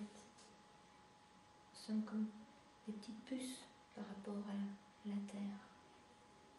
Et elle nous accueille, elle nous nourrit, elle nous offre toute l'énergie dont on a besoin, tout le matériel, le concret, le pragmatique. Mais c'est vrai, ce sont des énergies plus brutes, plus rudes.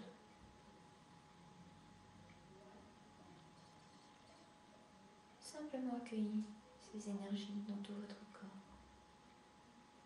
Les laissez remonter, renforcer votre colonne vertébrale, vertèbre par vertèbre. Sentir sa douceur dans les coussins intervertébraux.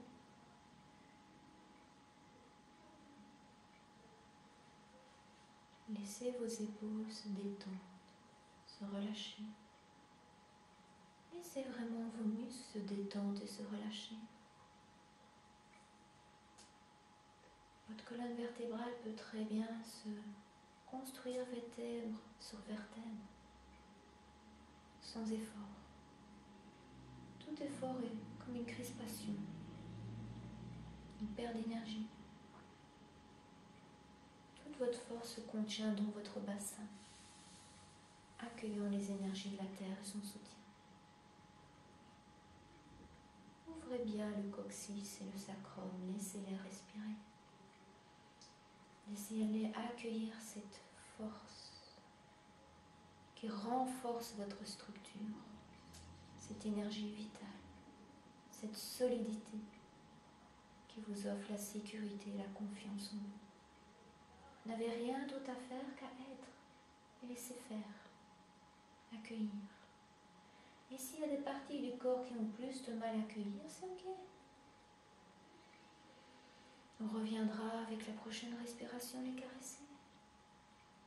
Et vous pouvez vous aider par votre inspiration à laisser les énergies de la Terre monter et laisser ces énergies se diffuser dans votre corps à l'expiration.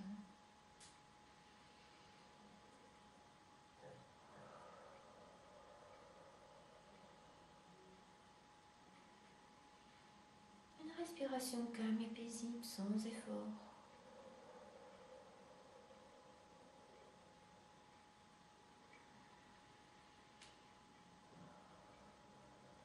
Et on accueille les énergies de la Terre On les laisse aussi nourrir le dantian. Vous pouvez mettre votre main sur le nombril pour renforcer le dantian et aider cette énergie simplement à renforcer le dantian, renforcer votre identité, qui vous êtes, votre certitude et votre confiance dans vos choix. Vous aider à lancer l'énergie dans la direction que vous souhaitez. Simplement là, je suis. Je choisis ça. Ça, c'est mon point de vue. Soutenu par les énergies de la Terre et du dantian. Je vais faire ça. J'agis. Mais le juste effort, le juste avancement, le prochain pas dans la bonne direction.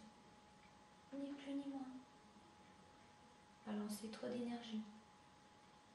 Et le dantian aide à faire ça.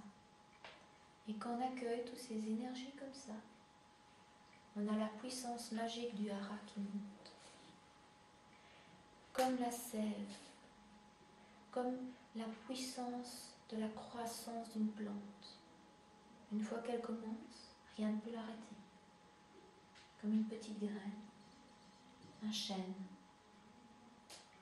qui s'ouvre, commence à germer. On ne voit pas tout de suite qu'il pousse, mais il grandit. Chaque jour un peu plus. Ses racines se renforcent dans la terre, sa tigelle grandit et n'arrête plus de grandir jusqu'à ce qu'il soit à pleine maturité. C'est une force qui n'est pas dramatique, qui n'est pas extravagante, qui ne va pas crier « Eh oh, je suis là !» Non, c'est une force calme, tranquille, mais qui a un effet inéluctable et inébranlable. Une fois que ça germe, ça continue jusqu'à la pleine expansion. Toute cette force qui nous traverse, dans la quantité dont on est prêt, ni plus ni moins. Et ensuite, on laisse cette énergie de la Terre continuer à monter, accompagner l'énergie du dantian jusqu'au siège de l'âme, qui va soutenir les désirs et les rêves de l'âme, qui va nous donner l'inspiration, le désir d'aller dans un sens ou dans un autre, qui va nous donner du sens à notre vie, à notre existence, qui va nous permettre de développer notre créativité, faire ce que l'on désire, colorer notre vie, aller vers l'autre. Et on respire dans le siège de l'âme, toujours accompagné par cette énergie de la terre qui monte, cette énergie du dantian. Un soutien inébranlable pour réaliser ce que l'on désire, ce qui a du sens pour nous, ce qui nous met du baume au cœur.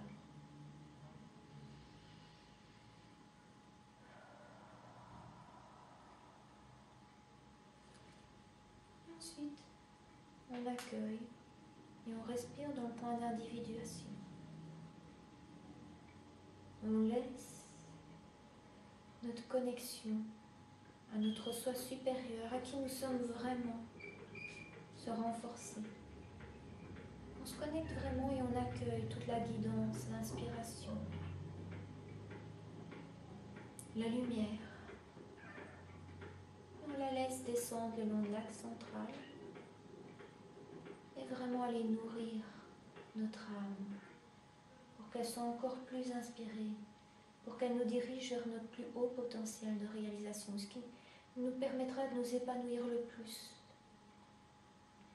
pour construire et consolider notre force intérieure, pour devenir pleinement qui on est, peu importe ce que Pierre, Paul ou Jacques pensent, mais vraiment être connecté à qui on est, ce qu'on pense, et en osant aller dans ce sens. Même si c'est quelque chose qui est complètement loufoque pour les autres, et qu'on sait qui est bon pour nous, on le fait, simplement. Et on respire dans le hara. Et on laisse toutes ces parties se mélanger, s'harmoniser.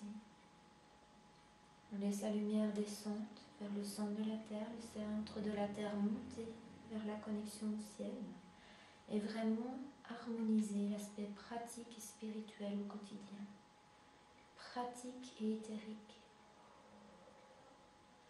On est simplement et on pose les actes quand c'est le moment. Et on respire pour laisser rayonner le hara devant, derrière, à gauche, à droite, en haut, en bas.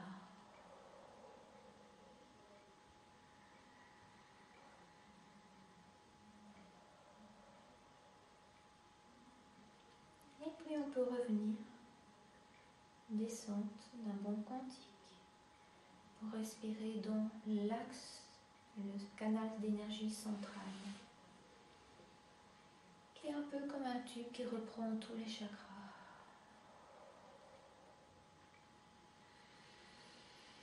Et on respire avec l'intention de le renforcer.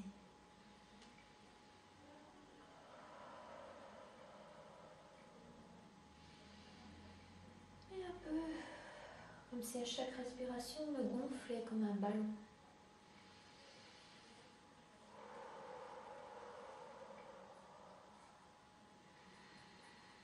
Avec l'intention qu'il soit partout et en parallèle. Qu'il n'y ait pas de creux, qu'il n'y ait pas de bosse, mais vraiment bien gonflé. Et que l'énergie de tous les chakras peuvent bien respirer et voyager dedans.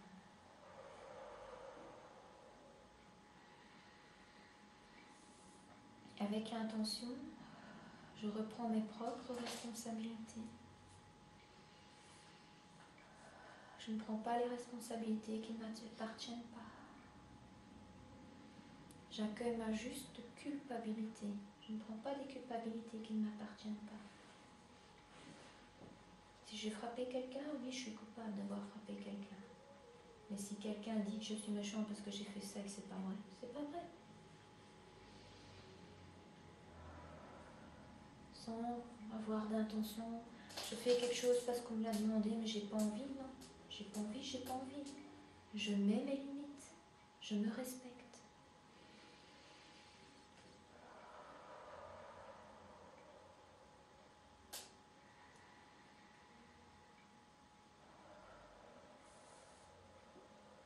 Ensuite, je respire dans mon premier chakra.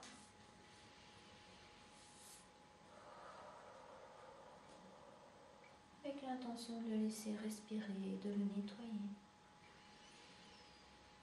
Premier chakra qui est sous le périnée.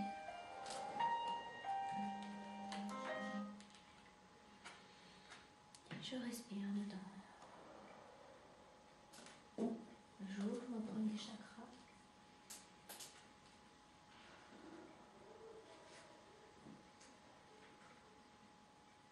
Ensuite, j'observe comment je me sens dans mon corps physique.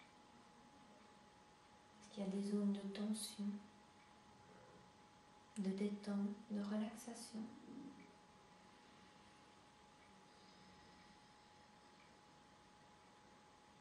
Et je respire avec la fréquence de mon premier chakra dans mon corps physique.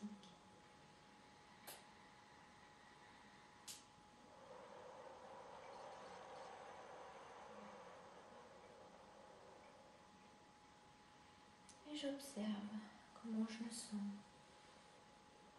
Je peux choisir une partie de mon corps où j'ai mal. Et je respire en restant concentrée sur cette partie. Je peux même, si je sais, déposer ma main dessus pour m'aider à me concentrer.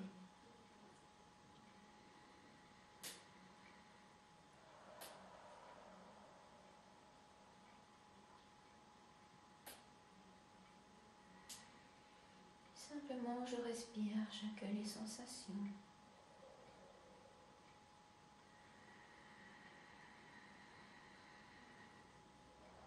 Le premier corps est très très lent.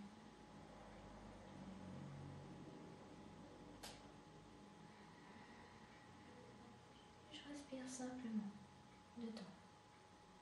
Quelques bonnes profondes respirations pour aider.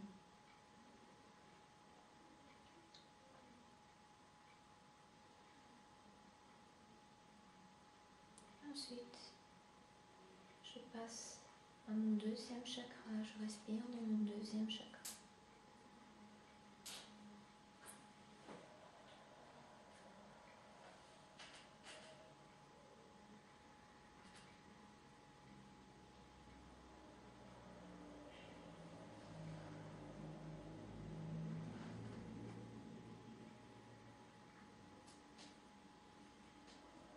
J'accueille ma puissance personnelle avec mes deux premiers chakras.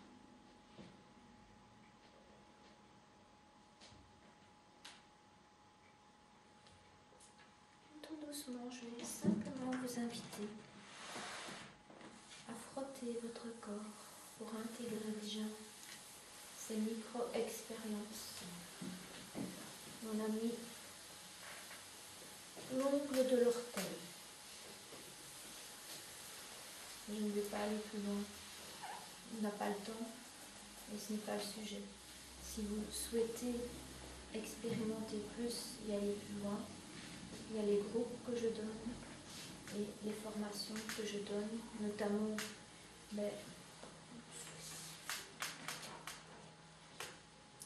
soignez-vous grâce aux énergies subtiles qui se donnent en un week-end où on va revoir en long et en large autre chose que la micro-expérience qu'on a fait ici, les différents corps. Là, on va voir l'instant présent, on va voir toute la dimension avec le centrage, on va voir les chakras, le canal d'énergie centrale. On va faire des petits exercices pour sentir les énergies. Le lendemain, il y a aussi des questions-réponses, ça je vous rassure. Le lendemain, on va apprendre les soins énergétiques de base en fonction de où vous êtes pour pouvoir donner un soin, bien se protéger, bien fermer par rapport à ça. Donc ça, c'est le 11 et 12 novembre. Alors en soirée, les dates sont mises là, le 6, le 13, le 20 et le 27, c'est prenez votre place.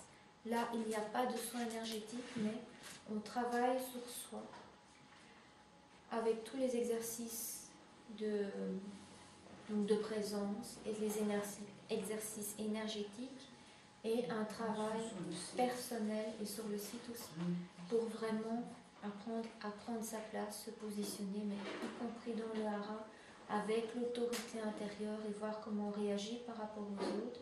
Il y aura des micro-processus pour ceux qui le souhaitent. Soit on le fera de groupe ou soit individuel pour vraiment apprendre sa place. Donc, ce sont différents aspects qu'on va vraiment travailler, mais en long et en large. Ici, c'est vraiment une conférence pour que je puisse répondre à vos questions et que vous puissiez voir un peu, expérimenter un peu ce que c'est. Mais c'est très très réducteur. En fait, si on veut apprendre le hara, je crois que dans toute une vie, on apprend de plus en plus. Pourquoi ? On sent de plus en plus, on peut acquérir, on se nettoie de plus en plus, physiquement, énergétiquement et émotionnellement, et donc on peut acquérir de plus en plus de puissance, et on a de plus en plus d'impact sur sa vie au quotidien. Et on découvre des choses, on en apprend tous les jours, mais c'est vraiment quelque chose qui se vit. Et à force de le faire régulièrement, ça devient déjà inné. Sans le penser, on est déjà dedans. On n'a plus besoin de faire toute la procédure. Mais chaque fois qu'on fait la procédure, on apprend à aller encore plus en profondeur. Ça va vraiment nous aider à guérir plus vite, à rééquilibrer des problèmes de santé que même parfois j'ai eu des échos que quelqu'un m'a dit que son kiné a demandé pour suivre les cours où on avait appris cette technique parce qu'il ne revenait pas des changements même physiologiques qui se faisaient par rapport à ça. J'ai eu même des personnes qui avaient eu de mauvaises expériences, une opération de colonne vertébrale où il s'est réveillé. En travaillant avec le hara et le canal d'énergie centrale, les douleurs qu'il mettait quand il avait 3 mois qu'il marchait avec une canne, maintenant il est reparti, en 3 heures il a récupéré.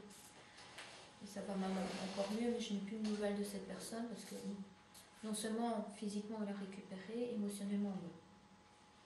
Alors que plus, mais fait le travail régulier sur lui. Bon, ben, il y a eu aussi un accompagnement par rapport à ça.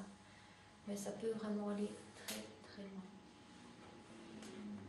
Donc, en soutien, je précise, on continue quand même tous les traitements qu'on fait par rapport à ça. Je n'enseigne et je n'utilise que les 3 points dans mes thérapies. Ça accélère de manière innée, incroyable, les thérapies que je donne. Et en plus, j'ai carrément des patients qui stoppent des crises d'angoisse nettes avec ça.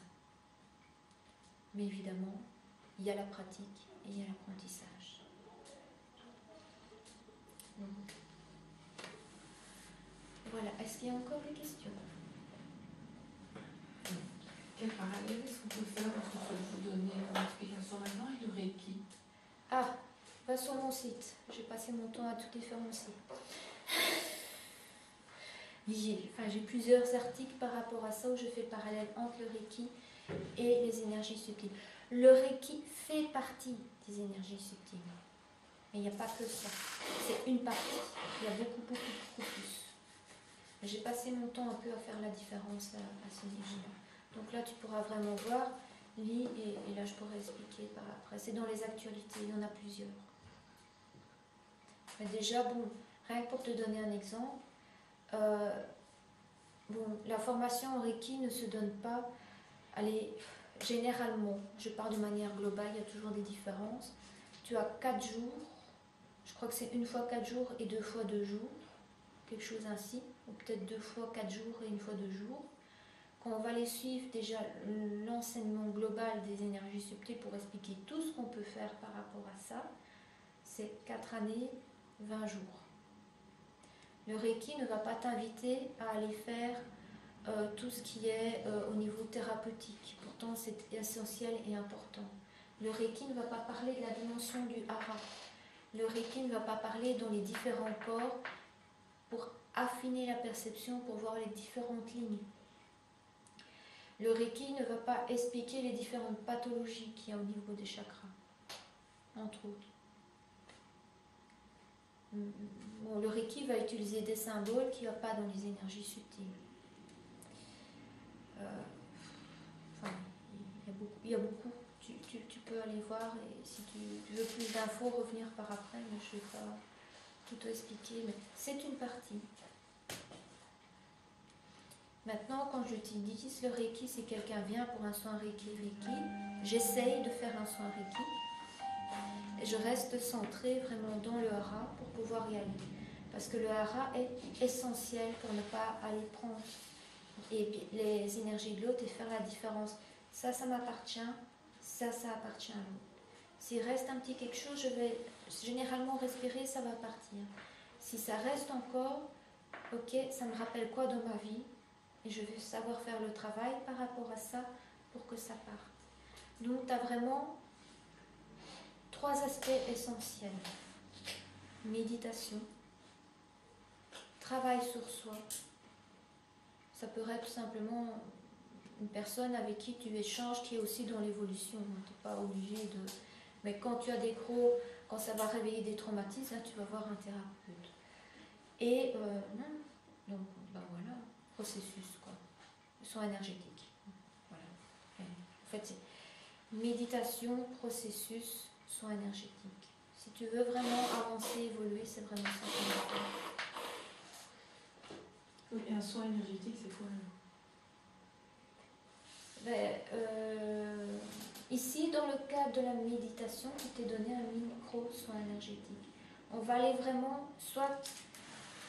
Il y a différentes manières. Soit on va aller dans l'être, donner le soin à distance. Soit on va pouvoir donner un soin énergétique à distance, ou alors on va aller travailler sur ton système énergétique.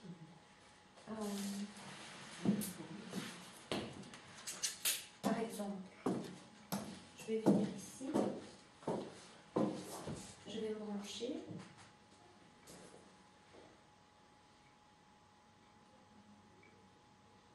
Déjà, quand on va aller accrocher un chakra, On va aller en douceur et on va rester au niveau où on accueille. On ne va jamais se rapprocher trop vite, c'est intrusif et traumatisant. Quand chacun imprime un mouvement, on accueille et on accepte la distance. Et donc, quand on laisse ces mains-là, mais ça, je ne vais pas le faire, mais rien que faire ça, ça va déjà permettre. Enfin, il y a déjà pas mal de choses qui se passent. En fonction de la sensibilité, des personnes vont tout de suite sentir qu'il y a quelque chose, d'autres pas, ça dépend. Et ensuite, on va vraiment aller tout doucement retirer ses mains.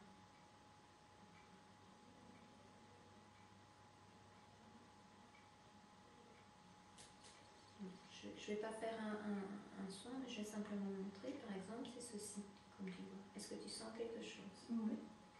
Ok, mais ça, c'est un son énergétique. C'est-à-dire que tu me transmets un peu d'énergie, non? Je laisse l'énergie circuler et je sens que ça travaille vraiment fort. À 3 niveaux. Je ne fais pas de démonstration, je retire tout doucement les mains. Sinon, on est parti.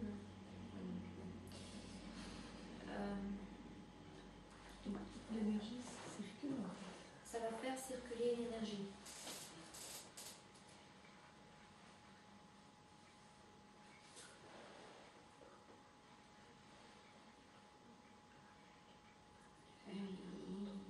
Ton chakra est demandeur, donc je dois y aller en douceur. Je m'excuse, mais voilà. Ok. En doucement, je vais tirer. Donc ça, c'est un soin au niveau des chakras. Si on fait trop vite les mains, ça déchire les chakras. Et après, les chakras n'ont plus confiance. C'est vraiment comme si c'était des petites parties de notre personnalité. Et après, parfois, ils sont beaucoup plus sensibles et n'osent pas qu'on revienne plus vite ou quoi. Ça peut vraiment créer des dommages. C'est comme quand on va travailler dans les différents corps. Si on tire trop vite, on déchire les lignes. Alors qu'on vient pour les soigner. Une autre chose qui est aussi essentielle, et c'est pour ça qu'on parle beaucoup de présence intégrale, c'est vraiment que on va... tu avais aussi quelque chose en lien avec la gorge à ce niveau-là. Voilà. Par rapport au chakra, des choses que tu ne dis pas. Enfin, je ne sais pas si ça te parle, tu verras, c'est mon impression, mais je ne vais pas aller plus loin parce que voilà, c'est quelque chose qui t'appartient, mais juste pour te donner l'info. Donc on va arrêter, et moi j'insiste toujours très bien, hyper respectueux, prendre vraiment le temps pour rentrer en contact et retirer. Quand on va retirer, en fait on a nos mains énergétiques qui vont rentrer et ensuite sortir. Parfois le son est plus efficace, proche, parfois plus à distance, ça dépend. Mais on sent directement, un peu comme un coussin d'air quand on va les mettre les mains.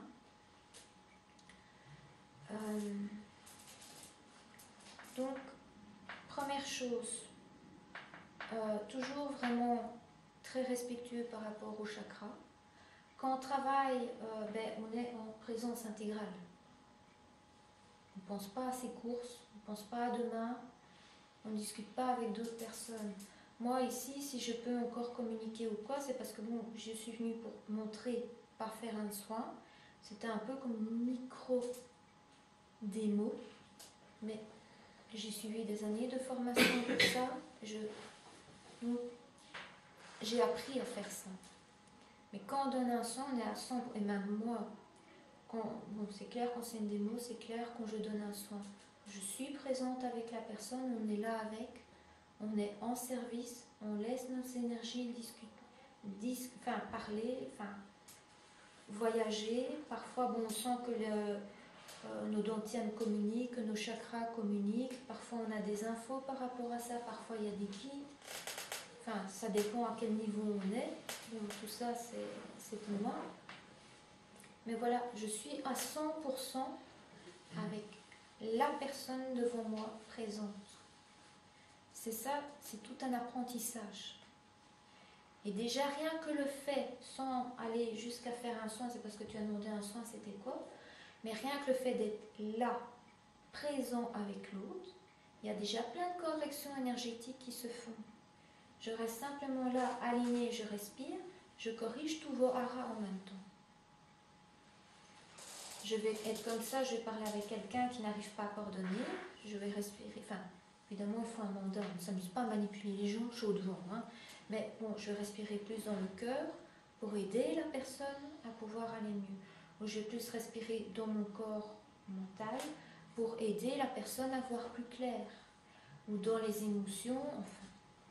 Mais je vais travailler sur moi et ça va avoir une résonance sur l'autre.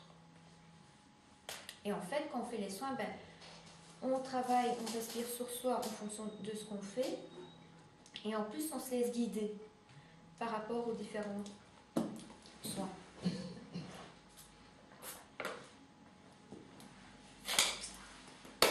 Mais la présence est essentielle. On ne peut pas aider les personnes proches de nous parce qu'on n'a pas assez de recul. On va simplement aller à côté d'eux, se mettre dans le hara, respirer le cœur ouvert en compassion. Simplement la tendresse, la tendresse, simplement d'être présent là, ça va déjà être guérisseur pour la personne. C'est déjà un micro-soin. On n'est pas obligé de vraiment aller dans les soins énergétiques, dans les détails comme ça. Ça, on peut déjà faire grâce aux exercices de méditation, de pratique quotidienne. Maintenant, comme j'ai dit, il y a différentes portes ouvertes, aussi bien pour aller dans les corps que pour apprendre à méditer. Respirer en conscience, marcher en conscience, faire la présence intégrale, prendre un des différents points de la présence intégrale va nous permettre déjà de rentrer dedans. La seule chose qu'il faut, c'est pratiquer, pratiquer, pratiquer, pratiquer. 3 minutes par jour, pas plus. C'est déjà énorme et c'est beaucoup mieux que de faire 1 heure le dimanche. 3 fois 3 minutes, c'est encore mieux. Pourquoi? On régule. Que si je fais une fois, il y a presque tout. C'est moins efficace. Mais je prends l'habitude. Je progresse comme ça régulièrement. Les week-ends sont bien, ce sont de bons boosts, ça permet de voir ce que c'est, mais ensuite il faut continuer. C'est pour ça que je propose aussi des groupes. Pour les personnes qui sont intéressées. Mais les groupes vont aller dans un travail plus intense, c'est ça que c'est bien. De voir c'est quoi les week-ends pour pouvoir goûter aux week-ends. Là dans les groupes, comme j'ai dit, on va voir les différents corps, les différents types de soins qu'on peut s'offrir en méditant. À d'autres moments, on ira voir les différentes pathologies de personnalité, qualités, défauts, comment contrecarrer pour travailler sur soi. Et pour ne pas tomber dans les jeux relationnels, mais savoir se protéger. Mais ça demande un autre engagement, ça demande un travail sur soi, mais aussi d'oser aller voir en soi.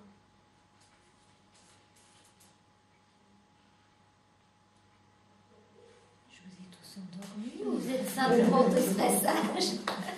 On est captivés. Oui, je vois ça. Pourtant, c'est pas une conférence sur l'hypnose. Enfin voilà, est-ce que vous avez d'autres questions? Parce que quand on fait le week-end, ça paraît un peu moins abstrait. Ah oui, c'est que du concret. Oui, j'ai fait qu'expliquer, on a très peu pratiqué. Moi, je suis pour la pratique, pratique, pratique, pratique. Donc c'est beaucoup de pratique et un peu de théorie dissimée dans la pratique. Mais c'est de la pratique pure. Comme on a fait un peu ici, mais pas très longtemps.